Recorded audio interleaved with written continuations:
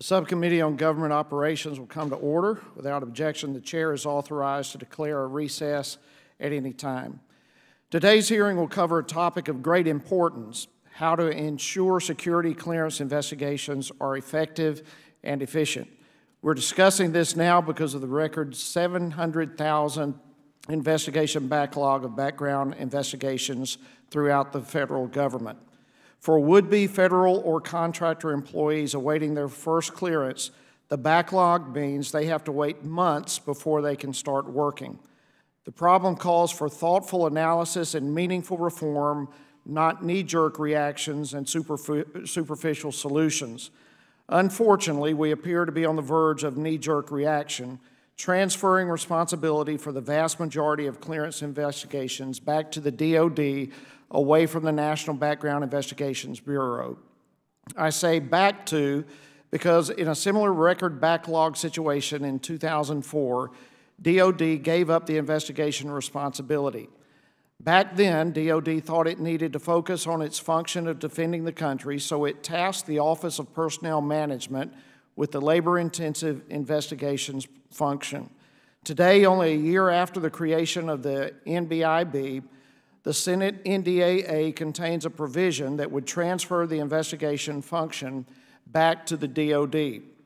Though DOD has put out a plan for how it would take over investigations, it has yet to issue much in the way of an argument as to why it should do so. There are much clearer reasons for why it should not. Standing up a DOD investigation capacity while NBIB is still operating would obviously be duplicative, two agencies literally doing the same thing.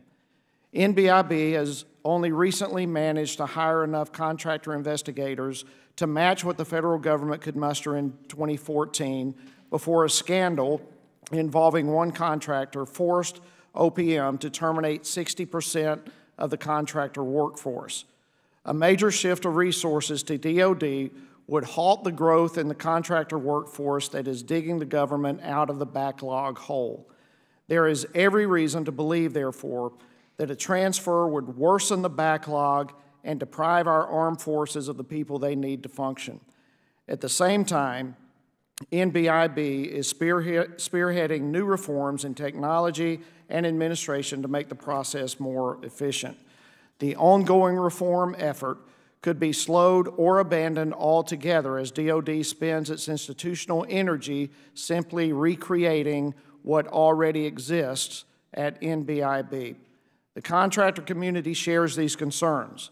The people whose money depends most on a functioning investigation system are telling us not to transfer investigations back to DOD. I hope today's hearing will help Congress make an informed decision on whether to go ahead with the transfer to DOD through the NDAA process. I'd like to thank our witnesses for being here today, and I look forward to hearing from your testimony. I now would like to recognize the ranking member, Ms. Norton, for her opening statements. Thank you very much, Mr. Chairman. And I thank you for holding this hearing to examine both the current backlog in the federal security clearance investigations and potential reforms to the background investigation process. Last month, the National Background and Investigations Bureau reported a backlog of approximately 700,000 security applications. This backlog and the lengthy wait times for security clearances is unacceptable. It is critical that the NBIB address this problem and important for Congress to provide it with all the necessary resources and support to do so.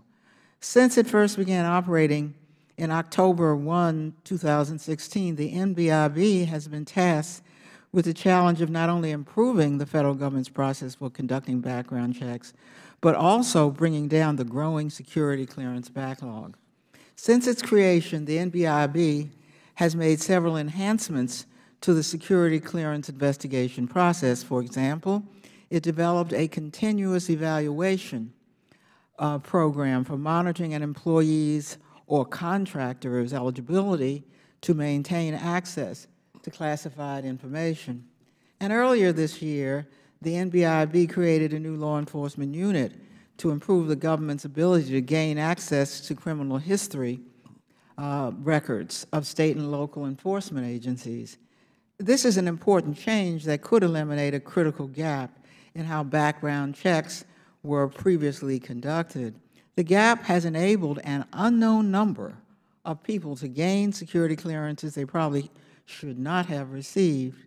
The importance of gaining access to criminal history records became all too clear on September 6, 2013, when Aaron Alexis, a federal contractor with a secret level clearance, entered the Washington Navy Yard, killed 12 people, and injured 4 others. During the investigation into that incident, we learned that the background investigation of Mr. Alexis failed to identify his history of gun violence. The local police record of his 2004 firearms arrest had never been provided to federal investigators. Improving the level of communication between local law enforcement agencies and federal background investigators can prevent future tragedies like the one at the Navy Yard here in the District of Columbia. While the NBIB has made some gains in improving the background investigation process, it has struggled to reduce the heavy backlog of security clearance applications. The current backlog is largely due to termination of the contract that U.S. Investigation Services had with the Office of Personnel Management to conduct background checks. USIS had previously performed the bulk of background investigations for OPM, but was caught defrauding the government on a massive scale, allegedly dumping 665,000 background check cases, indicating to OPM that the background checks had been complete when the proper reviews had not taken place. OPM had no choice but to terminate the contract with that company. At the time, USIS's termination, termination, it held 60% of the federal government's investigative capacity for background checks. OPM remains unable to fully replace the significant amount of capacity that was lost with USIS's termination, and we need to know why. Various proposals have been put forward to address the backlog. The most notable of these is the Department of Defense plan that would strip the NBIB of its background investigations for DOD personnel. Most recently, the Senate has included language in its draft of the National Defense Authorization Act for fiscal year 2018 that would adopt DOD's plan. The DOD plan raises serious concerns. Namely, it could potentially increase rather than decrease the existing backlog for security clearances. According to the DOD plan, it would take the department, it has 3 years to even assume responsibility from the NBIB for background checks of its personnel. During that 3-year transition period, the NBIB would be expected to use its limited resources to help the DOD build the capacity required to perform its own background checks, which may result in additional backlogs at the BIB. The BIB has examined DOD's proposal and found it has potential to, and I quote, exacerbate the current investigative backlog, end quote. OPM has also examined DOD's plan and reached the same conclusion. Outside of the federal government, policy organizations ranging from the Information Technology Industry Council to the Professional Services Council have reported that DOD's plan would, and I quote, cause further delays. Transferring a significant portion of the NBIB's responsibilities to the DOD also risks returning to a process that was previously found to be inefficient. Prior to 2005, DOD was responsible for conducting background investigations of its own personnel. During that time, the Government Accountability Office issued a series of reports that raised concerns over the quality and the timeliness of those investigations. The most significant of those reports was released in 1999, in which the GAO found that, and I quote, DOD personnel security investigations are incomplete and not conducted in a timely manner, end quote. DOD's failure to adequately handle its own security clearance investigations was a primary reason that the responsibility was transferred to OPM in 2005. Congress needs to seriously examine the best means to reduce the current backlog, but we must do so in a way that balances the need to expedite the process without sacrificing the quality of those investigations. The Navy Yard shooting and high-profile national security leaks, such as the one carried by the contractor Edward Snowden, highlight the need for ensuring that background checks are conducted in a thorough and efficient manner. I want to thank the witnesses for testifying today. We look forward to hearing from each of you on ways we can strengthen the federal government's capabilities when it comes to security clearance investigations. And I thank you again, Mr. Chairman. Thank you. At this time, I'm pleased to introduce our witnesses. First, we have Charles Phelan Jr., the Director of the National Background Investigations Bureau at the Office of Personnel Management.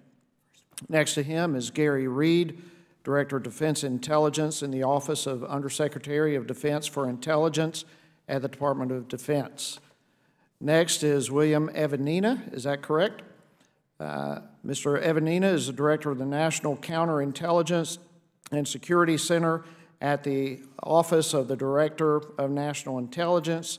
And then finally, Mr. Trey Hoskins III, the Senior Vice President for the Public Sector at the Information Technology Alliance. We want to thank each of you for being here today and welcome you all. Pursuant to committee rules, all witnesses will be sworn in before they testify. So at this time, if you would please rise and raise your right hand. Do you solemnly swear or affirm that the testimony you're about to give is the truth, the whole truth, and nothing but the truth, so help you God? The record will reflect that all witnesses answered in the affirmative, and we appreciate it. In order to allow time for discussion, please, I would ask that you limit your testimony to 5 minutes, knowing that your entire written statement will be made part of the record. As a reminder, the clock there in front of you shows your remaining time. When the light turns yellow, you have 30 seconds remaining, and then when it turns red, your time is up. So please wrap it up as rapidly, as quickly as you can at that point. Please also remember to press the button for your speaker, and I'd ask that you'd put the microphone up there closely right in front of you so we can hear. So at this time, Mr. Phelan, I'm honored to recognize you for 5 minutes, and thank you for being here. Thank you, Mr. Chairman, Ranking Member, and members of the subcommittee. I am Charles Phelan Jr., and I'm the Director of the National Background Investigations Bureau of the Office of Personnel Management, and I do appreciate the opportunity to appear before you today.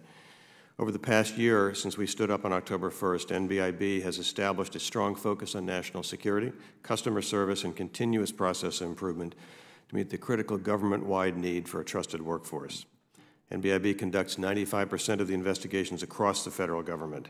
Even those few agencies that have delegated or statutory authority to conduct their own investigations, such as some agencies in the intelligence community, rely on NBIB's services in some capacity. Our organizational structure is aimed at leveraging automation to the greatest extent possible, transforming business processes, and enhancing customer engagement and transparency.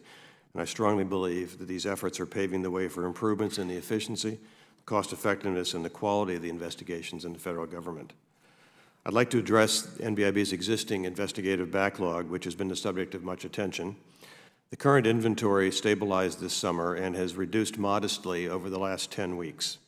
Our current inventory is approximately 704,000 investigative products, including simple record checks, suitability and credentialing investigations, along with the more labor-intensive national security investigations and reinvestigations. The total number of investigative products is greater than the number of individuals that are waiting for their first security clearance to begin working on behalf of the government. A significant percentage of individuals waiting for their initial national security investigations are working under interim clearances pending completion of the full investigation and ultimate adjudication.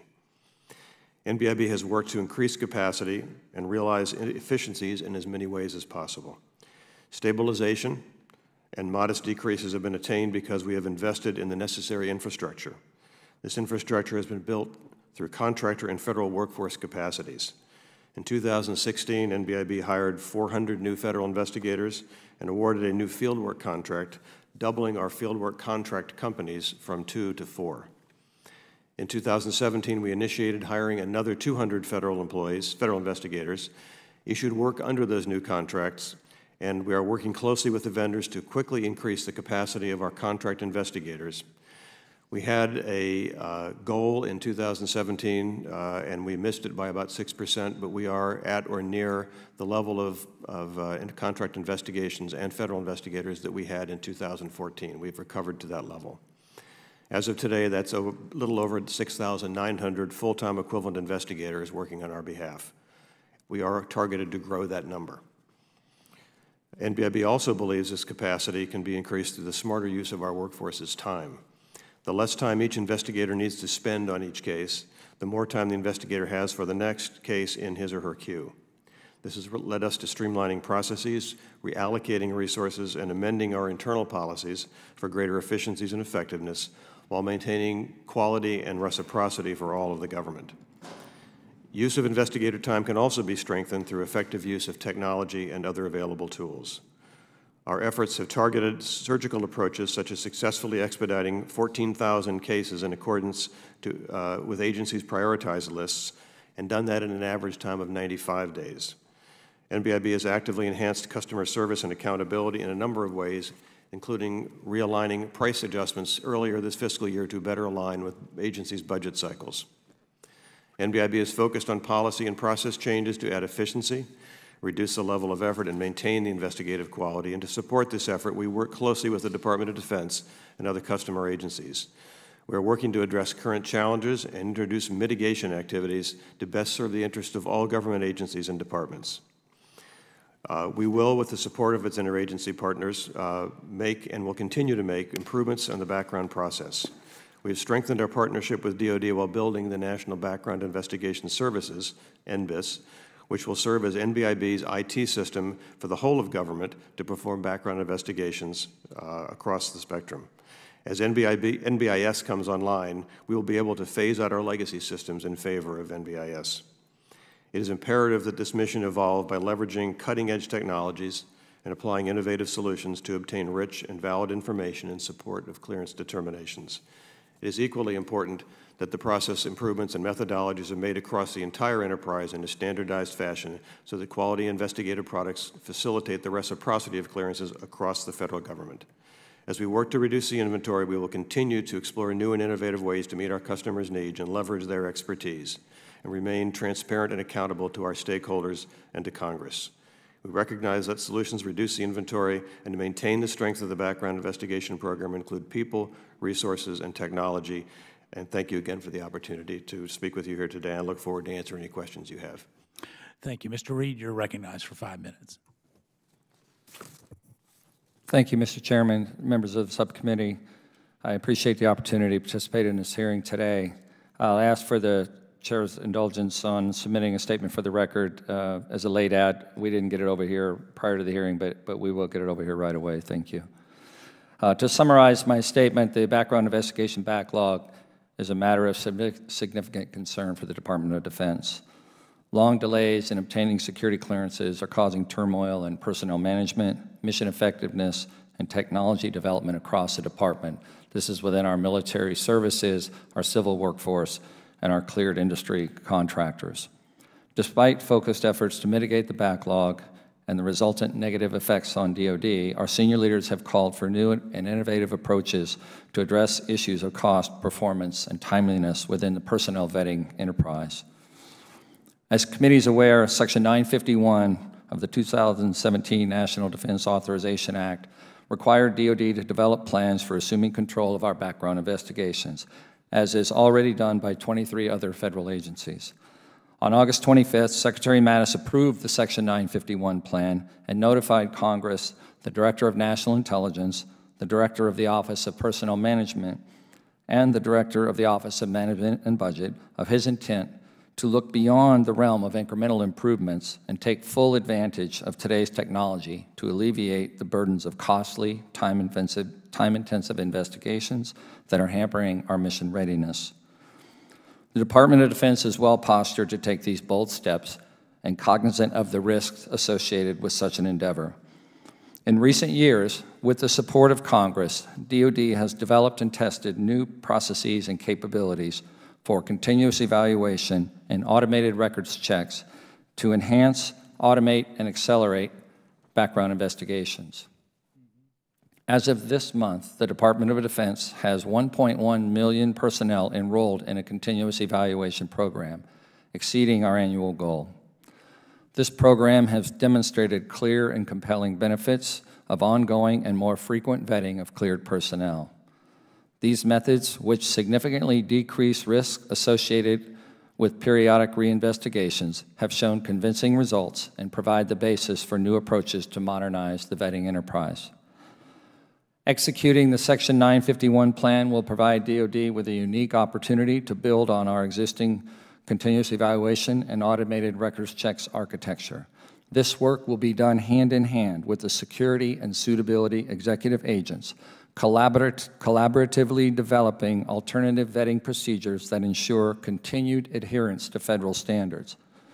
We are ready to begin this process in early 2018 and incrementally shift new investigative casework to DoD and process them through approved, innovative architectures developed in collaboration with the executive agents.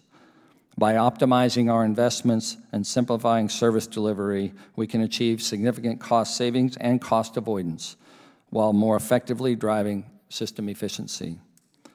As we implement the Section 951 plan, we will remain committed to our task to design, build, and operate secure and maintain the National Background Investigative Service in BIS that Mr. Phelan referred to. This is the single end-to-end IT shared service solution for all personnel vetting in the government, not only for NBIB, but for other federal agencies that conduct background investigations. DoD will remain committed to resourcing NBIB and NBIS throughout this transition process. I think that's an important point. We will also continue to work very closely with the executive agents to streamline the legacy process, the process that exists today, to continue to identify ways to economize on field investigative work. We recently proposed and gained approval from colleagues here and in the Performance Accountability Council for a series of actions that are expected to produce near-term reductions in the submission of investigative requests and reductions in field work. We will continue to collaborate to identify these additional measures in parallel with our work to implement the Section 951 plan. And as a result of this work, NBIB will continue to process every case that DoD has already sent to NBIB from now and any point in the future. Once we stand up the 951 plan and develop alternative processes that are approved and vetted, we will route new work into that pipeline. This will take new work off of NBIB's plate, allow them to focus on the existing work as we continue to develop automated processes and feed them back into the overall architecture. And Chairman, I'd be happy to discuss the plan in more detail and look forward to your questions. Thank you. Thank you, Mr. Evian Anna. You're recognized for 5 minutes. Thank you, Chairman Meadows and members of the subcommittee. Thank you for the opportunity to be here in front of you today. As the Director of the National Counterintelligence and Security Center, NCSC, I'm responsible for leading and supporting the counterintelligence and security activities of the entire United States government. The Director of National Intelligence, DNI, is designated as the Security Executive Agent. In this role, the DNI is responsible for the development, implementation, and oversight of effective, efficient, and uniform policies and procedures governing the conduct of investigations, adjudications, and, as applicable, polygraphs for eligibility for access to classified information. The NCSC has been designated as the lead support element to fulfill the DNI's Security Executive Agency responsibilities. We are responsible for the oversight and policies governing the conduct of investigations and adjudications for approximately 4.1 million national security cleared personnel. The security clearance process includes determining if an individual is suitable to receive a security clearance, conducting the background investigation, reviewing investigation results, determining if the individual is eligible for access to classified information or to hold a sensitive position, facilitating reciprocity, and periodically reviewing continued eligibility. We work closely with the agencies responsible for actually conducting the investigations and adjudications and managing other security programs associated with clearances. This ensures that our policies and practices are informed by those working to protect our personnel and sensitive information. In addition to supporting the DNI in his role as a security executive agent, one of my other responsibilities is to support the DNI and the Attorney General's efforts to ensure that departments and agencies across the federal government have insider threat programs established to help deter, detect, and mitigate the actions of individuals who may have the intent to unlawfully disclose classified information or possibly do harm to themselves or others. The insider threat programs go beyond traditional personal security practices implemented upon hiring and offer an ongoing, holistic approach to ensuring the well-being of the cleared workforce. These programs help us to be more proactive in preventing unauthorized disclosures by minimizing potential security gaps and or identifying personnel who need assistance and getting them help before any damage occurs. The very first step in identifying and preventing an insider threat is the initial and periodic background investigation. This application and subsequent investigation will continue with the clearance holder as a foundational assessment throughout the period of time the employee holds their security clearance.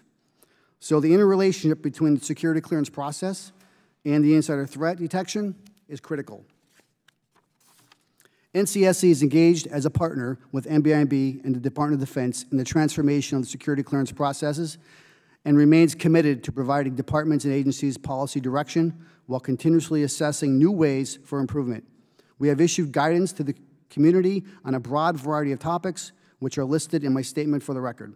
Additionally, NCSC, in coordination with NBIB, partners with Director of OPM, who serves as a suitability and credentialing executive agent, to align the security clearance process for the national security, suitability, and credentialing. This collaboration has resulted in a number of achievements, which are also listed in my statement for the record. We have also implemented efforts to track and report on the application of security clearance reciprocity. Reciprocity, acceptance of background investigations, and national security determinations support the employee mobility and mission accomplishment, which is a critical element to ensure maximum effectiveness in human resource utilization.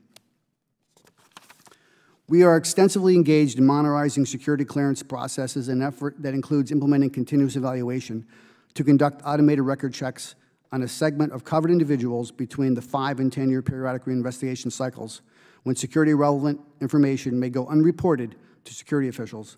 CE is being implemented across the executive branch in phases. In conclusion, Chairman, as holders of security clearances, we are custodians of our nation's secrets. Protecting the American people by protecting those secrets must be our highest priority. I, along with my colleagues sitting beside me here today, are firmly committed to doing everything we can to address security clearance investigation challenges and strengthen our nation's security. I look forward to your questions. Thank you, Mr. Evian Anna. Is that better than the first time? All right, Mr. Hoskins. Thank you, Mr. Chairman and members of the subcommittee. On behalf of the members of the Information Technology Alliance for Public Sector, I'm pleased for the opportunity to share industry perspectives on the security clearance process in its current state. I have to start by saying I sadly feel like a character in the movie Groundhog Day.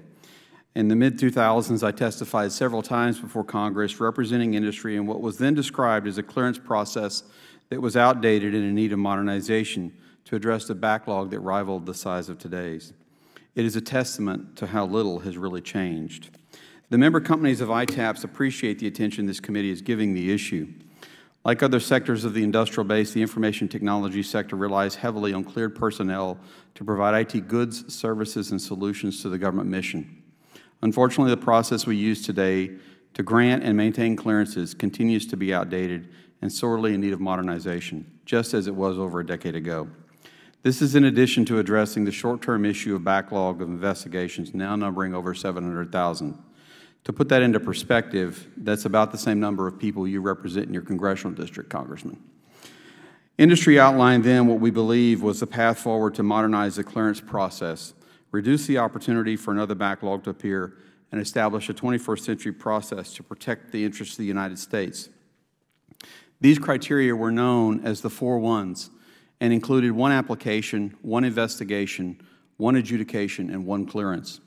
After meeting with stakeholders for almost a year now, we believe that these criteria still fit today's situation, and these steps should be used to guide efforts to address the existing problems in the system. 1 application speaks to 1 singular digital form online that serves as a basis for a permanent digital security record for a clearance holder. 1 investigation speaks to standardized investigation metrics and criteria to yield consistent, understandable findings that can be used across the government enterprise. It also speaks to establishing real-time continuous monitoring as the baseline for tracking clearance holders and as a replacement for reinvestigations. 1 adjudication speaks to a dependable and repeatable set of standards by which agencies can determine whether an individual is eligible and suitable to be granted the privilege of a clearance, and for which a determination can be clearly understood across the government enterprise. Finally, 1 clearance speaks to a dynamic where an applicant only applies 1 time for a clearance, is continuously monitored after it has been granted, and the clearance is accessible and transferable government-wide. It would also allow for industry personnel to move from 1 contract to another in a reciprocal fashion, all without having to undergo additional redundant examination. These criteria outlined a reform process that will deliver enhanced security on a real-time basis while achieving maximum efficiency across the federal government. Further, we believe that the reformation of the clearance process should not just look to catch up and draw down the existing backlog, but leverage technological advances to create a new dynamic means of permitting access to our nation's most important information, while securing that information from the threats it faces. These technologies include the application of big data analytics to the existing and past data set of clearance holders to reveal patterns or anomalies that can lead to the discovery of insider threats, applying blockchain technology to secure information and enable trusted information exchange, and the use of artificial intelligence to monitor trusted user activity and build trusted profiles. Finally, industry has consistently supported the concept of a singular standardized clearance investigation across the government enterprise and would oppose efforts like Section 938 of the Senate National Defense Authorization Act to bifurcate the process. Such an action would exacerbate rather than relieve the existing backlog and enable agencies to silo their behavior regarding how they adjudicate and reciprocally treat clearances. Section 938 would also force the government to compete against itself and artificially inflate costs for the most scarce resource in the process, investigators. Thank you again for the opportunity to share our perspectives on the state of investigations for clearances and how we should resolve and evolve these issues. We look forward to working with you to reform and modernize the security clearance process, and I look forward to answering your questions. Thank you all for your testimony. The chair recognizes the gentleman from Iowa, Mr. Blum. Thank you, Chairman Meadows, and thank you to our panelists for being here today. The chairman should not feel bad about mispronouncing anyone's name on the panel. Last week I chaired a hearing, and the gentleman's name was Mr. Hakes, and my notes said rhymes with cakes. So, of course, I addressed him as Mr. Cakes. So don't feel bad, Mr. Chairman. We currently have a backlog of 704,000 investigations. What is the goal? I'm a businessman, so I hope we have a plan. I'd like to know what our goal is for that backlog and by when. Does anybody have that answer? Because I know accountability is not exactly our strong suit in the federal government, but the voters want accountability. I appreciate that. Thank you, sir. I'll take a first cut at this. There is a steady state inventory level that is about 180,000 cases. And that was where it was during the late 2007 through 2014 timeframe. before we lost the investigative capacity. And within that inventory, we were able to complete investigations within the timeliness standards that are outlined in the ERPA legislation. Why did we lose capacity? I'm sorry, when or why? Why? The Office of Personnel Management terminated its contractual relationship with USIS, which held about 60% of our investigative capacity as a contract company. Because they were circumventing the contractual rules, correct? So I would. Is that correct? I don't know precisely. I seriously, sir, would. USIS, correct? They were circumventing. They were circumventing the rules, contractual rules. So I'm glad to hear they were terminated. In fact, I'm surprised. Yes, sir. The relationship was terminated with them, and it was done fairly abruptly. And the individuals who were working for them, most of them did not come back into the service with any other contractor. They left the business. And so that was about a 60% loss in capacity in the space of just a handful of single-digit weeks, almost overnight. And it has taken to build up that capacity contractually and through federal hires to get to a number that begins to approximate where we were in the early fall of 2014 when that contract was terminated. So do we have a goal? A goal in terms of goal of investigative backlog by a certain date? We want to be at a certain level. I have the approximations, and they are dependent upon certain changes in process. So two things will have an impact on our ability to bring this backlog down. Number one is hiring investigative capacity beyond what we have today. And we have commitments from all 4 of our suppliers to continue building that capacity to the extent possible.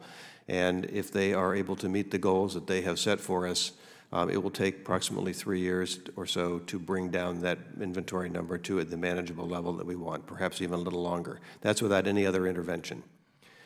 The second level of intervention that would make a significant difference in our inventory numbers and our ability to hit timeliness goals will be our ability to look within the population that is already cleared, what is today covered by periodic reinvestigations, and leverage the advantage we have with continuous evaluation and other programs that go by different names but do the same thing, that will allow us perhaps to focus periodic reinvestigation into something that is less periodic and more focused on individuals that need that level of scrutiny, and rely on the continuous evaluation tools to give us early warning, give the agencies early warning of folks that represent a graver threat, and not wait until the 5-year mark to find this problem. And that would take inventory out of my organization and allow me to focus my assets and my resources on what is the most important step, that first one, which is a baseline development of a level of trust in an individual first entering the federal service or into a classified. So 3 years to get to, would that be like 125,000? 180,000. 180,000. Goal, and our other goal is to meet the guidelines or the standards within ERPA, which is 80 days to complete a top secret investigation and 40 days to complete a secret investigation. And just for clarification, the 3 years is me being terribly optimistic. It could be an extra 1 or 2 years beyond that. But that's the investigations have become much more labor intensive. They have, especially since the theft of classified intelligence by Edward Snowden. Correct? Yes, sir. Now so much of the investigation has to be face to face versus telephonically. Do you agree with that, or do you think that's an overreaction? So actually, investigations have been required to be face-to-face for the most part since when I was doing investigations, if not earlier, back in the early 1980s. The default is to do it face-to-face. And what we have done with some of our mitigation efforts, working again with the Security Executive Agent, Suitability Executive Agent, and the Department of Defense, is look for those opportunities where we can use technology, whether it is a telephone or something as secure as a video teleconference, to get to people who are in areas that we can't otherwise get to very easily. Can we make it less labor intensive? Exactly. Can we do that? Is that possible through the use of technology? Yes, it is. And that's in our plan? As we're doing the telephonic changes we're doing today, we have been running pilots with the video teleconference, particularly getting into areas in combat zones and other inaccessible zones to get to military members and have that conversation with them where we can't get an investigator on the ground. And we've been doing that as a pilot now for probably 4 or 5 months. It's been very positive, working with the Air Force, and they would like to go more mainstream with that. And in closing here, I'd like to say, though it's caused you an issue, USIS, that contract being terminated. I'm glad to hear that, because to me, that represents accountability. So thank you for your answers, and I yield back the time I do not have. I thank the gentleman. The chair notes the presence of our colleague, the gentleman from Illinois, Mr. Krishnamoorthy. You think your name is tough. I ask unanimous consent to be that he be fully allowed to participate in today's hearing without objection, so ordered. And so the chair recognizes the gentleman from Illinois. Thank you, Mr. Chairman. Mr. Reid, on September 6, 2017, Daniel Payne, the director of the Defense Security Services, made headlines when he spoke at the Intelligence and National Security Summit. This summit was hosted by the Armed Forces Communications and Electronics Association and the Intelligence and National Security Alliance. Director Payne said this, and I quote, "On a weekly basis, I got murderers who have access to classified information. I have murderers, I have rapists, I have pedophiles, I have people involved in child porn.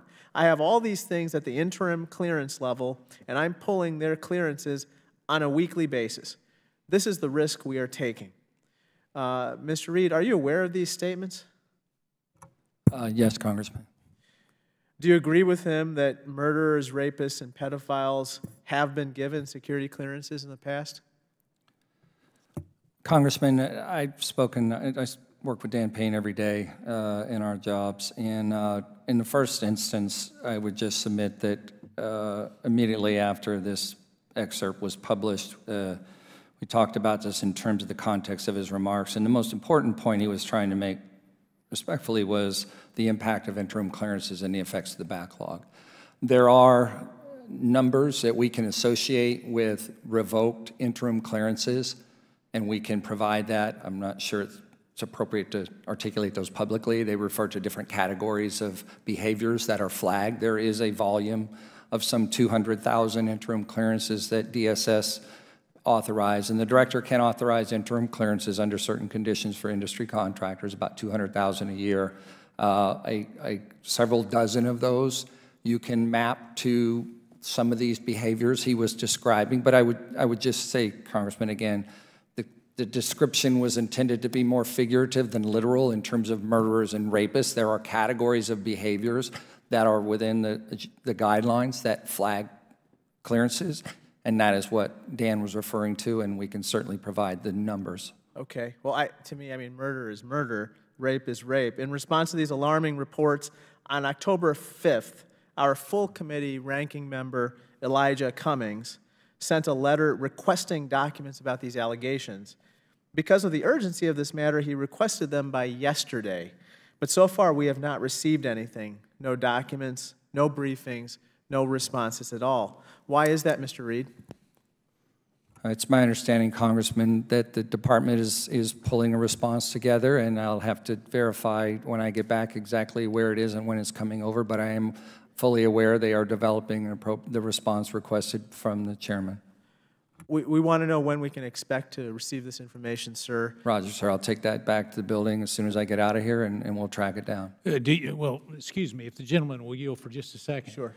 I mean, he makes a valid point. If there was a deadline for yesterday, and we're talking about security clearance backlogs, and you're having a hard time responding to a simple request from the ranking member, at what point are we going to get a response? Do you have staff here with you today? Sir, Do you have staff here with you today? Do I have my staff here, sir? Do you have some staff here with you, accompanying you here today? We have our legislative liaisons. Let them check while we're going through the interview process. I'm sure that we would love, both in a bipartisan manner, to have some kind of update on when he can expect. Yes, sir. I'll yield back, and I'll extend your time. Thank you. Thank you, Mr. Chairman. I echo the chairman's sentiments. We would, respectfully request that these documents be provided within 48 hours at this point. It shouldn't take longer than that. Do you understand my request? Understood, sir. What risk does this pose when you allow criminals with those different behaviors, like the ones Director Payne described, to have access to classified information, sir? I'm not sure if I understood the question. The suggestion is not that known criminals are granted clearances. The clearance granting guidelines are consistent. The comment was aimed at behaviors that occur once people are in the workforce and they create certain violations and their clearances are revoked. It's not the other way around. It wasn't a comment that a murderer is granted a clearance. The comment is someone with a clearance exhibits a certain behavior that breaks the threshold that's allowable, and it could be of any category. It's not, murder is not the only category. That's obviously a very powerful category. There are other behaviors within the guidelines that one's clearance will be suspended. Now, if there's a backlog in processing these people and they have committed these behaviors and they have clearance, that poses a risk. So what kind of risk does that pose? Well, again, there is not a backlog in identifying behaviors that break the threshold and raising those up for adjudication as soon as they are discovered. That is not the context of the backlog. When we're referring to a backlog, we're talking about cases that are in an open investigation. Your commentary, Congressman, we're talking about people that are in the workforce, in this case with an interim clearance. They exhibit a certain behavior. It raises a threshold as soon as it's reported. Those aren't backlogged.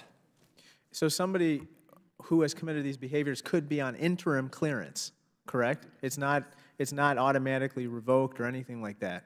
It goes through an adjudication. The revocation process is the same for everyone. If a behavior becomes known, when it becomes known, it is reported through the security managers and raised up for decision. Again, there's different categories of behaviors, but they all get acted upon. That is not a phenomenon that's, the backlog phenomenon we're referring to is not associated with flagging of behaviors. Mr. Phelan, let me just turn to you for a moment. Do you have an estimate of how often the government relies on interim clearances as a result of the current backlog? I have an estimate based on information I've received from the Department of Defense, and I think Mr. Reid just mentioned there's as many as 200,000 today in the Department of Defense that are carrying an interim clearance, which is essentially all the national level, and to the extent we can capture them, local name checks and other electronic information that we can capture, plus no indication of misbehavior on the application to start with. And that allows them to put him in an interim clearance status pending the complete outcome. Thank you. I thank the gentleman. The chair recognizes himself for a series of questions. So, Mr. Phelan, would you say part of the reason why Mr. Reid is wanting to take over is because you have such an extraordinary large backlog in clearances? I think the backlog in clearances has been a significant catalyst in people asking how to re-examine, how to rethink the process of doing clearances, and certainly. So what hope would you give Mr. Reid that you're going to get it fixed? Because if you're not, I'm going to, listen, I'm agnostic in this in terms of whether it's you or Mr. Reid, but I am not agnostic in terms of it being both. No, understood. And so at some point, we're going to have to get serious about the backlog. You know, Mr. Hoskins says it was Groundhog Day all over again. And what I don't want is another hearing a year from now to find that the backlog is still at 700,000 plus. So what are you doing to alleviate Mr. Reid's concern? So fair question. So number one, assuming we are left to our own devices here to work off the backlog and to work for the future, is to build the capacity and work within today's guidelines to reduce the level. So why haven't you done that already? We are working on that. We've increased the. I understand it's a work in progress. Right. But we're at 700,000. Yes. So why have you not put that? I mean, how can you be more aggressive, I guess, maybe a better way to phrase that, on alleviating some of the concerns? So continuing to grow that capacity, which again, and we've seen from experience that the growth in investigative capacity is the single biggest positive effect on reducing the backlog and getting to timeliness. The second piece is working very hard, and we've gone through two cycles of this now, in finding opportunities to reduce the level of effort that is required without compromising our virtues, but reducing the level of effort required to complete a clearance. And I would say the third thing that we are beginning to work on, and this is a collective agreement amongst all of the principals, as I think one or two of the speakers already mentioned, is that we need to look at the future and fundamentally ask ourselves, how do we do this differently? And, well, but Mr. Hoskins made the point. He said that you should have looked at that 10 years ago. Sir, I wasn't in this role 10 years ago, but he's right. I would perhaps argue we should have looked at this longer than 10 years ago. I've found evidence. So what you're saying is you're new to your role, and you're taking this serious, and you're going to make an effort to accommodate and make sure that Mr. Reid gets the security clearances that he needs. The short answer is that's exactly why I came back into the federal service, to do that task. All right. So, Mr. Reid, let me come back, because I think there was a little bit of crosstalk between my colleague here to my right and what you were saying. He was talking about interim security clearances. You said that there was, what, 3 dozen, several dozen? Several dozen? Of the 200,000 interims that were granted by DSS in 2017, there were some number, I don't have it, I can look it up here, it's 100 plus or so that fell into the revocation status. And within those categories, single and some double-digit numbers that refer to sexual misconduct, criminal behavior. That's what I was trying to characterize. All right. So, but on an interim basis, would not a normal background check have picked that up? Again, these are behaviors that are occurring after they are granted. Well, but on the very definition of interim is that you're actually going into a setting where you're getting a security clearance. And so as we look at that interim basis, that's what I'm saying. Your testimony and what he asked doesn't seem to be jiving, because I've got several employees that are now working for the administration that are on interim security clearances. They left my employment and they went to work where they had to get a security clearance. Well, you would think at that particular point, when they get an interim, they would do a normal criminal background check. No. So did you do criminal background checks on all of those people? Everyone that is granted an interim is granted an interim only when they submit a request for a clearance. And as Mr. Phelan said, if that initial screen comes up with nothing derogatory, and just, I don't want to get technical, but if they meet the bar of no derog, they can be granted an interim clearance, and it depends on what job they're in. It's not uniform across even DOD. No, I get that. Their investigation goes into the queue, and that investigation will run its course and come back final once it's adjudicated.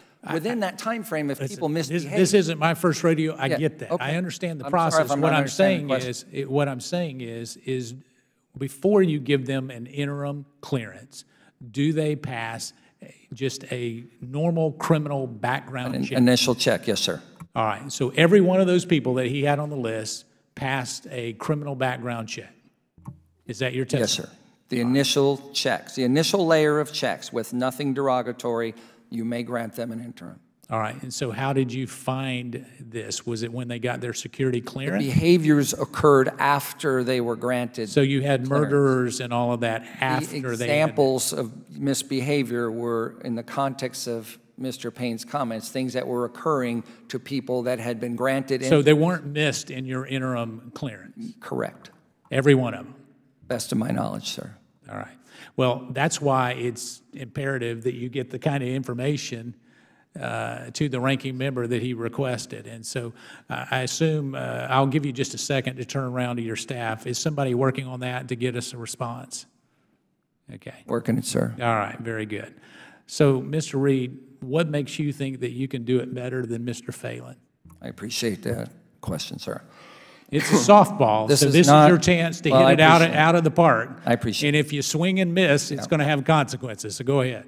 Don't you know it? I appreciate it. It's not 10 years ago. What's different now, and what's only in the last few years made available to us, is the ability to fuse multiple sets of data that have been put in place as a result of incidents, some of which were referred to, Navy Yard, Fort Hood shooting, Snowden Manning. We have a very large enterprise within DOD for an insider threat program. We have, at the component level, 43 subcomponents in the department have insider threat monitoring programs. We have a continuous evaluation program that we have been exercising on a slice of the department of about 500,000. We're going to be at 1 million very quickly. We bring in data sets. So now, is this the check that maintains the clearance that you're These talking are about? checks This that is not can the be initial. used to maintain the clearance. Right. This Correct. is not the initial one. This is actually on the maintenance. Well, and it could be both. What we are professing. I understand what it could be. Yeah. I'm asking what it is. Today, we have used our continuous evaluation programs that we're conducting only on a sample basis to actually highlight behaviors that triggered revocations far in advance of when the next periodic review would have been. That's proven itself. Our continuous evaluation program, we ran pilots over the last several years. We took a completed investigation, we took a CE data set and said, could you have done this investigation the same way using CE? And we got over 95, 96% correlation of things that were found. So we've been proving. So do you have a technical background? So are you an IT guy? Me, sir? No, sir. Okay. So do you We know have what, IT do you know what blockchain is? I'm not 100% familiar with that term. All right, Mr. Phelan, let me skip before I let you finish off here. I'll let, because he's making some points, and so at what point would you disagree with that? The points he made, I do not disagree with. So you think that he should have that ability? So I think he has that ability. He has that responsibility right now to conduct continuous evaluation. So if we took resources from you and gave it to him, are you saying that he could do a better job than you could? No, sir, I'm not saying that. So okay, I just want to make sure. That was a softball to you.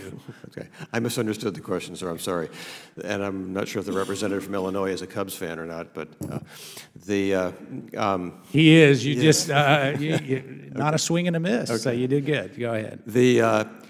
What I believe Mr. Reid was referring to is the use of continuous evaluation to monitor individuals near real time in the workplace. This is different than what is today's model, which is to use periodic reinvestigations at the 5 or 10-year level, which is something that is done externally by my organization.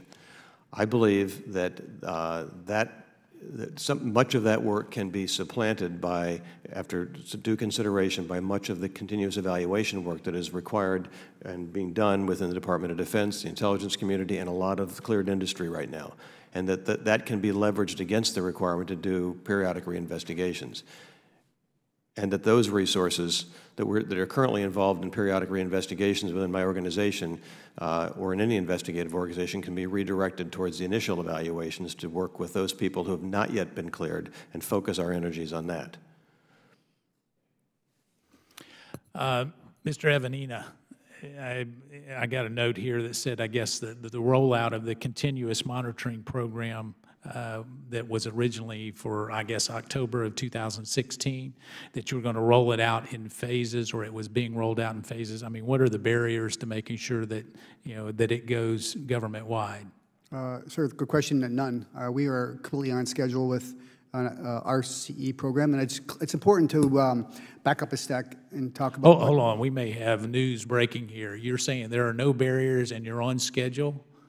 We are on schedule. That is. Let me just applaud you. Because, I mean that's probably one of the first times I've ever had in one of these hearings where I've gotten both there are no barriers and we're on schedule. So kudos to you. Go ahead. Thank you, sir. But it was not without pain, I grant you that, to get to where we are now. But I think we need to step back a little bit and talk about what continuous evaluation is. And we decided a few years ago to split it up in the government. And what DOD's continuous evaluation program has been successful to this point is germane to DOD. And what Mr. Phelan and BIB are doing is germane to their processes. But what we are doing at NCSC is providing a service to all executive branch agencies to opt into our continuous evaluation program to allow agencies to use our services for a couple of reasons: efficiencies of scale and cost, as well as provide agencies outside the intelligence community who don't have the ability to procure these services to have the opportunity to get them from us, whether they're one of the top 7 or 8 databases we check. So this is an all-of-government executive branch program that we're facilitating. All right. And Mr. Hoskins, I'm going to ask you one question before I recognize the gentleman from Illinois for a second round of questions. So we talked a little bit, or you mentioned in your testimony, blockchain. And for those of us that are not technically savvy, fortunately, I have a brother who can tell me all about blockchain and the secure way that we actually can communicate and compartmentalize that. And so as we look at that, what, other than blockchain, what are some of the other technology aspects that we could actually deploy, whether it is at DOD or OPM, that would help streamline this system? Well, the other suggestions I made in my testimony referred to artificial intelligence. So the process. But for most of us, that's a danger. We get concerned when we hear about artificial intelligence. It's kind of, well, I won't go there, but so go ahead. The commercial analogy I can point to, sir, is the financial services and how they monitor your credit. And if there is behavior that appears to be fraudulent on an almost real-time basis, you're notified of that. They're asking you, is this you making this transaction? Have you traveled somewhere that's out of the ordinary? So why have we not deployed that today in this realm? Well, as the other panelists have identified, they are beginning to roll that out, but it is something that industry called for over 10 years ago, suggesting that move to replace the periodic reinvestigation process eventually. Again, as I think Mr. Phelan noted and Mr. Reid noted, that there's high degrees of compatibility or alignment with the manual reinvestigation of an individual and using the automated processes and what they find, which has always been the question in using this capability. Do they find the same things? Will we still find the same bad actors and identify them for the same reasons? So it's heartening to hear that that is the direction they're moving and that they are making advances and there are no obstacles. But using those capabilities in the way the financial services market does for credit monitoring for any individual is an example we would point to, an analogy we would point to about how this can be deployed to look at things like criminal histories, although those are poorly automated across the country, particularly at the state and local level. We can look at marital records, we can look at financial records, and then we can look at other databases that are out there, either commercially available or in the possession of the government. As Mr. Evian Anna noted, they're already looking at several, and we can continue to identify and tie into and bring online additional data sets that would reveal other flags about someone who holds a clearance, and we think we should continue to push out in that direction. All right. So the chair recognizes the gentleman from Illinois for a second round of questions. Thank you, Mr. Meadows. Mr. Phelan, as the NBIB director, I don't think it's an exaggeration to say that you are a key player in our national defense and counterintelligence apparatus. Making sure that the American people can trust secrets to remain secure is a vital task. Now, the security clearance process, as we all know, relies heavily on the proper completion of the standard form 86, SF-86 form. And as you know, complete, valid, and accurate answers to the questions on this form are vital for the security clearance process. What does the NBIB or any other background investigative agency do to ensure that the information on an SF-86 form is accurate? You don't take applicants merely at their word, correct? Generally not. Much of the process is to validate that the information on the form is correct, both in terms of locations they worked, locations they lived, their claims of either some or no criminal involvement. Essentially, they're explaining their life on this form, and our goal is to go validate that they have been correct in that and to seek other information where it appears that it may be incorrect. And obviously, everybody, makes mistakes. Let's say I made a mistake on this SF-86 form. I'd have a chance to correct it. Is that not right? So in the subject interview, when an investigator is speaking to the applicant and going over the form and talking to them about things, if there is a mistake to be made that has been made, it can be corrected, and the agent will put that into the investigative report, and that will be captured. What that mistake is may be dispositive of how much further we're going to dig. If it's something as simple like a middle initial being wrong, or I got the dates wrong of the years I was in high school, not a big deal. But if I forgot to mention a significant felony conviction, that would be far more substantive, and we would want to go pursue that a lot further. Aha. Forgive me, I'm new to government. I spent most of my career as a small businessman, so I'm going to ask you some really perhaps simplistic questions in your world. But what if I were to make several errors with my SF-86 form? Not just one, but a bunch. What would happen in that instance? Again, it would depend on what kind of errors there were. One of the concerns we have had is in the current form, the electronic SF-86, it is, to use technical talk, a little bit kludgy and can be prone to some level of people making mistakes. And so we take that into account. In fact, we're working together with other elements of the government to build a new electronic application form that is far more user-friendly and will lead to less errors on the front end and even perhaps do some fact-checking on behalf of the applicant during it. But to answer your question about if it's a number of errors, it would depend. I mean, how many what if there are errors even in my correction? How many do-overs do I get? Fair question. Ultimately, we would capture the information as much as we can capture from the applicant and try to verify it. At some point, we will make a decision to send the information to the adjudication facility that it makes the ultimate decision about whether an individual gets the clearance and let them judge for themselves as to whether they think this is too much or not too much. I understand. You know, this isn't a hypothetical situation. As you know, senior White House advisor Jared Kushner submitted 4 addendums to his security clearance paperwork after his original SF-86 forms contained more than 100 errors and omissions, mostly related to the failure to disclose foreign contacts. Retired General Flynn failed to disclose payments of over $600,000 for his work representing authoritarian regimes in Washington. Both were approved for their security clearances. What would you do if one of your employees approved such an incomplete form? So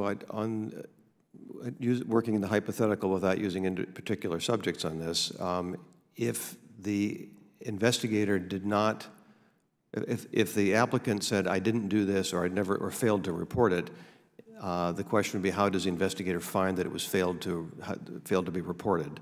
And if the investigator discovered that it had been failed to be reported, the first step would be to go back and try to understand why it was missed and what was missed and capture it again. And what I don't know in the particular cases you're talking about, because we had no visibility in our organization to any of those activities. Those were done by other organizations, what that meant. But there would be a point when an adjudication facility, adjudication organization has to take into account those mistakes. So it's not our decision to make that decision.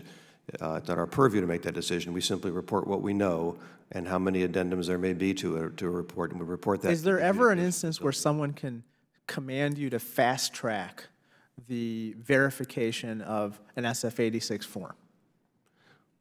It depends on how you define fast track, sir. If we get cut corners, fast track, get it through ram it through the system. Cutting corners, no. So if people ask us to do things, put things ahead of the queue, yes, we do that all the time. To cut corners, we do not do that. Can you recall if there's ever been an applicant having to submit 4 addenda detailing over 100 errors and omissions, being able to maintain their security clearance once those errors and omissions had been identified?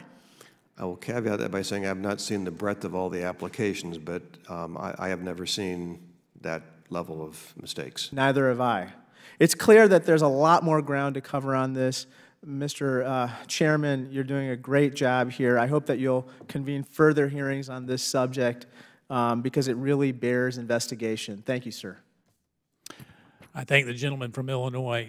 The chair recognizes himself for a series of follow-up questions. So, Mr. Reid, I interrupted you when you were making your closing remarks on why you would do such a fantastic job, so I'll go ahead and let you finish. Thank you, Chairman. To continue, the DOD plan, we talked earlier about goals. Our plan is to alleviate the burden on the backlog in the near term by shifting that work into an alternative process, focusing on the secret level investigations. We submit about 700,000 investigative cases to NBIB every year. About 2/3 of those are at the secret level, initial or reinvestigation. Based on the strength of the continuous evaluation, automated records check, and the fusing of all the data sets that we have already built within the department to monitor performances and behaviors and spot anomalies, We are prepared as early, starting in January, to work with the executive agents to get approval to use these systems as systems of records to meet the performance requirements, the federal standards required to approve a secret level clearance. Doing that, so that process will start in January. We envision within a few months having those approved.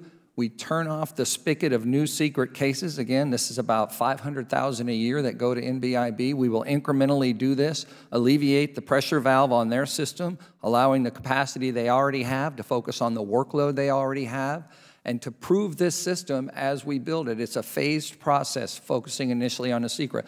More than 90% of NBIB secret cases are DOD. This is very much a DOD issue. Almost every service member, in fact, every service member is cleared at the secret level upon entry into the service. So we have a very high volume, and we feel like the risks associated with this, knowing that we have proofed and piloted these systems, it's worth taking the next step to take the pressure off. So tell me about the pilot. Well, we ran pilots for several years in DOD. How many people? A total that we piloted actual cases on, it's in the hundreds of thousands.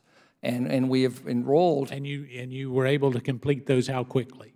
We put the pilots in place. We ran them for periods of 6 months at a time. For instance, initially we took a slice of people that had. So how much faster than Mr. Phelan's doing it? Well, they're not doing it at all presently, but we are. Because I would beg to differ okay. on that particular thing. So how much faster than Mr. Phelan? Mr. Phelan, are you doing that? So I probably need to clarify whether we were talking about initial investigations or periodic reinvestigations, which is. I think we're talking about periodic reinvestigations. Initially, secret level periodic, going within 2 years to initial secrets. Right. So currently, we are running the same automated checks through our system. What we have to do under today's process. So you're shaking your head no. Is he not doing the same automated checks? You're both sworn testimony. Yes, sir. So is Mr. Phelan, are you doing those automated checks? When you put their system and ours side by side, we are doing the same automated checks. Mr. Reid, you're shaking your head no. When we implement the DOD plan, which we want to start in January, the initial phase of that is to gain additional approvals. That's the part where I said what we are proposing to do isn't the same as being done today. It is additional data. So your pilot data. program, is he doing the same thing? In your pilot program, did he do the same thing? Today, those things are being done based on the pilot that yes or no? Just tell me yes or no. In your pilot program, is he doing the same thing that you did in your pilot program? No, Mr. Evian Anna, is he knowledge. doing the same thing? Sir, I'm not sure of the fidelity of both programs to answer. Sure, I'm all ears. We are not using these systems now as systems of record to complete investigations, and neither, I believe, is NBIB. We have data available. We have employed methods of automated records checking in CE. We have not implemented those as a system that can grant one a completed investigation. That is the step that we want to take in the initial So how do you know that that will work? Sorry, how do you know that that will work? Because we have run the tests and run the pilots. We feel. So how much quicker? How much quicker are you doing things than OPM? We will implement this starting in January. Within the first 12 months, we have a 3-phase plan. By the end of the first phase, we believe we will reach a point where there will be no more secret reinvestigations, which is about 300,000 a year that will not go to NBIB within the first year. You made a critical thing. You said, we believe. What quantitative data do you have to support your belief? The data would be based on the pilots and the testing that we've done and our confidence in our executive agents. Confidence is not quantitative. Well, no, you're correct, sir. That we have tested these systems and we believe they're ready to be implemented. We have to work with the executive agents to gain their approval to implement them. But it would be done much faster. Yeah, Mr. Phelan, do you agree with that? Can they do it better than you can do it? Here's the thing is, my problem, and actually it's been mentioned over here, moving something from one bucket of the government to another bucket of the government does not necessarily create more efficiency. Generally, it does not. And so I am skeptical that we're going to get all these unbelievable efficiencies just by moving it from one government agency to another. And what we're going to do is end up with duplicative services. And I'm all about shared services. You can Google it. You can figure out where I am on that. I'm all in. But what I'm not about is allowing DOD and OPM to do the same thing when, Mr. Phelan, you said that the basic problem that you have is getting talent to actually do these checks. Is that correct?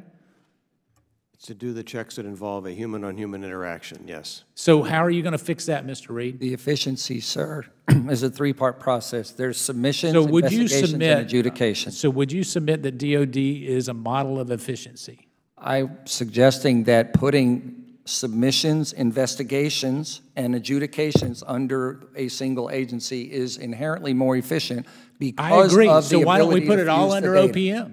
Because we have Because the data. if that's your argument, Because- then we would put it all under OPM. Well, sir, because the level of data that we intend to bring into this process resides within our components, and there's data, monitoring data that is not readily exportable to be outsourcing the readiness of the Department of Defense. We have an opportunity, because of the maturation of these programs, these insider threat and CE programs, this is the first opportunity we've had to bring all of this under an integrated architecture. And it's not All right. So in your pilot, what did you figure out that you didn't do well? It was mentioned earlier, solely relying on electronic data sets, there are gaps in state and local law enforcement flags that, to best of our piloting, we can't reach out into every county jurisdiction in real time and find out something happened last night. Okay, so the next step is to continue to bring in as many sources as we can, and with the right algorithms, and we're using our innovation offices to develop these processes to see how far you can go before you have to actually get to somebody knocking on somebody's door. We've never proven that nobody ever needs to knock on anybody's door. But with the secret level of checks, as the top secret is definitely harder, but at the secret level, we have enough experience in this to be prepared to recommend to the executive agents that it is a suitable alternative process to meet the intent of the federal guidelines, doing the checks to verify the veracity of the individual's application and the reliability of the individual. A large majority of that at the secret level initially. We believe we can get further, but we're focused on secret up front. It's the largest piece of work we give them. That data is in the department already. We don't think it's necessary to build a separate process to send it somewhere. We are building the entire end-to-end IT system. That was already the DOD task from the review that created NBIB. That is a DOD system. It's a DOD system with DOD data. The missing piece is our investigative responsibility relies there. But it's not a bifurcation. They do 100 agencies. There's 23 other agencies that do what we're asking to do. So, Mr. Phelan, I mean, Mr. Reid's making a compelling case. So, I mean, how do you respond? I'd respond on a couple of threads. I think where we are in complete agreement, and where I would concur with what his statements are, is that in the realm of a periodic reinvestigation, there's information within each agency that has responsibility for the folks in that agency that are cleared, whether staff or contractor. They'll have information that generally is not available to our investigators when they're doing. So you're saying that they are better suited to do that? I think any agency is better suited to work on those people that are already inside their organization. They will have a better optic on. So what are they not better suited at? I defer to whether it's better suited or not better suited, but for those. No, I'm asking you for your opinion. I mean, Mr. Reid gave me his opinion very clearly. So you know, if not, you're going to have a missed opportunity here. So I want your opinion. We have both a electronic and a geographic reach that is across this country, and for any initial investigation at whatever level, tiers 1 through tier 5, we have the ability to reach out real or near real time to find information. They don't have that capacity today. How would you get that, Mr. Reid? We have 43 field or 40-something field offices under the Defense Security Service in the United States. We have combatant commands and investigative capacity stationed all over the world. But that doesn't make you efficient. No, but that's how we would cover the same ground. We have field offices, others have field offices. We have a robust overseas So, Mr. presence. Phelan, I may have misunderstood you. Is it your presence that allows you to do that you have multiple locations? Because that's what Mr. Reid's saying. I didn't think that's what you were referring to. So it is both electronic presence where we can get information electronically, and it is physical presence at 86 field offices around the country and folks stationed in overseas locations to do this work. And that's what allows us to get the local records and to what is a key piece, particularly to a periodic reinvestigation as it exists today within the process, and any initial investigation, that there is a human-to-human interaction at wherever that person is, and that is literally geographically around the country. And we have that presence today with accredited, trained, fully capable investigators, both staff and contract. So how long, Mr. Reid, would it take you to get up to speed to match that capacity? So our plan is a 36-month plan. We would phase our plan in incrementally over the 3-year period. So by the end of year 3, our plan would be complete. We would have the capacity and the processes. So how much quicker will you be able to do background checks for DOD, Mr. Reid? We would eliminate the reinvestigation, so that's a zero. I'm looking for. Well, that's removes that completely. The goals for the government are the same. You don't remove it, you just move it. Well, it just happens contemporaneously. There's So not what a you're periodic saying, check. but if Mr. Phelan had the same kind of operation where it's ongoing, similar to what Mr. Hoskins was talking about from a technology standpoint, I mean, it's a distinction without a difference. So We see no reason why we cannot hold ourselves to the standards and the goals that we set, which, for instance, is 80 days for a top-secret clearance that's currently taken 350. 80, so your 80 sworn is testimony here today is that if we allow you to go forward and do this, and we appropriate the dollars to do this, that you can do this at less cost than Mr. Phelan and make sure that you get it done in 80 days versus 300. The cost savings and cost avoidance would be in the reduction of reliance on field investigative work, which is the most resource intensive. Our testing shows us that we can go a very long way towards eliminating that, but not completely getting rid of it.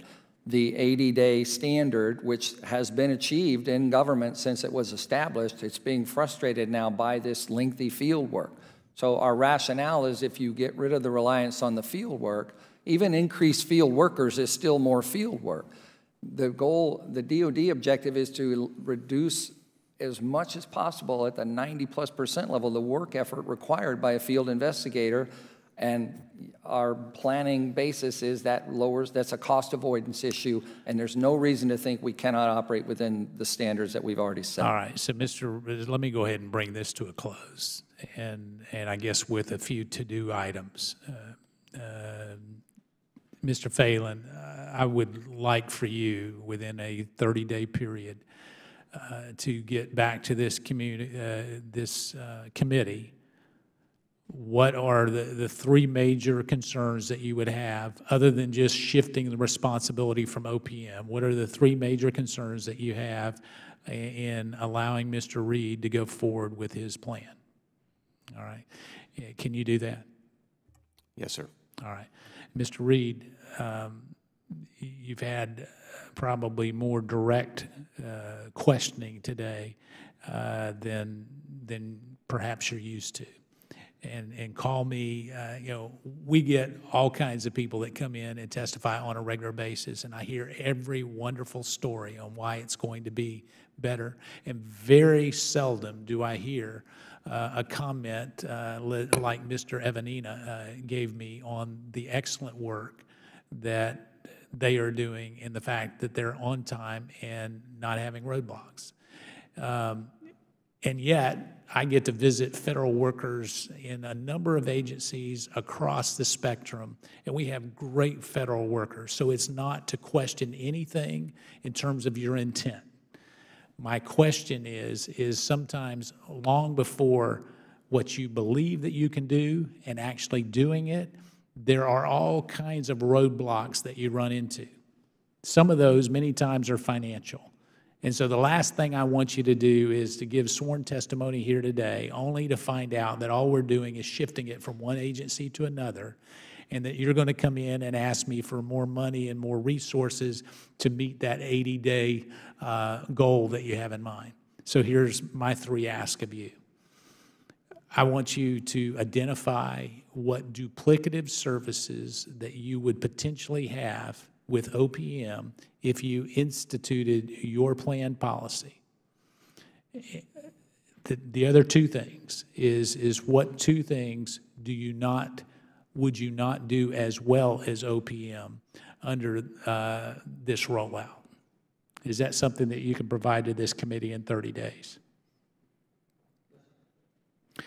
All right, and the quicker you can get that to me, because decisions are going to be made on NDAA even before those, I mean, we're going to conference here soon.